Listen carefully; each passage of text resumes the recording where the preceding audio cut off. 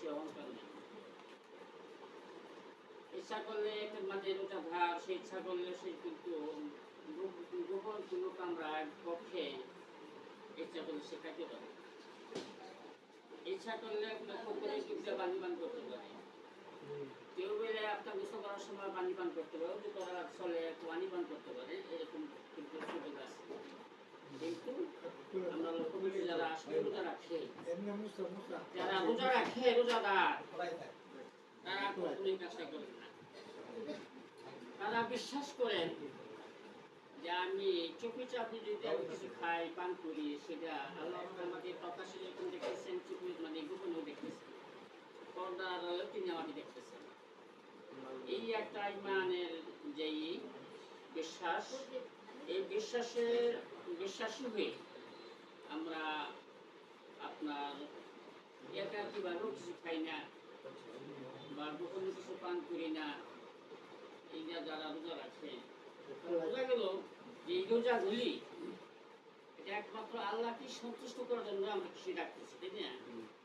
তাহলে এই রোজার পরে আল্লাহ সন্তুষ্ট হয়ে আল্লাহ সেই বিশাল নিয়ামত তিনি রেখে দিয়েছেন, যেগুলো বান্দাকে দান করতে। এই জন্য বলছে, বলা হয়েছে আসাউলি, যে নাকি আমার জন্য আমাকে সন্তুষ্ট করার জন্য রোজা রাখে, আমি তার বিনিময় কিভাবে তার প্রতিদান সেটা আমার নিজের হাতে দান করবো। কাজেই আমরা হয়তো রোজা রেখে অনেক সময় বিপদ করি, পোষা গায়ে শিকায়ত করি, অন্যকে মানে দোষারোপ করি, এগুলি করার দ্বারা আল্লাহ রাসূল বলছেন রোজা নষ্ট হয়ে যায়, দুর্বল হয়ে যায়, দুর্বলতা সে যায় রোজার ভিতরে। এই জন্য সেগুলি করা নিষেধ।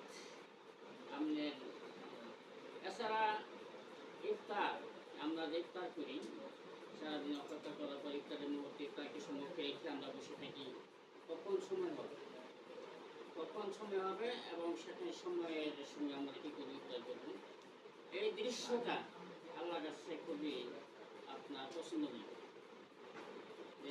আল্লাহ পাক আল্লাহ ফেরেশতাদেরকে দেখে বলেন, হে ফেরেশতা, তোমরা প্রথমে যে নিষেধ করছিলে যে মানুষ সৃষ্টি করার কোনো প্রয়োজন নাই, আমরা তোমার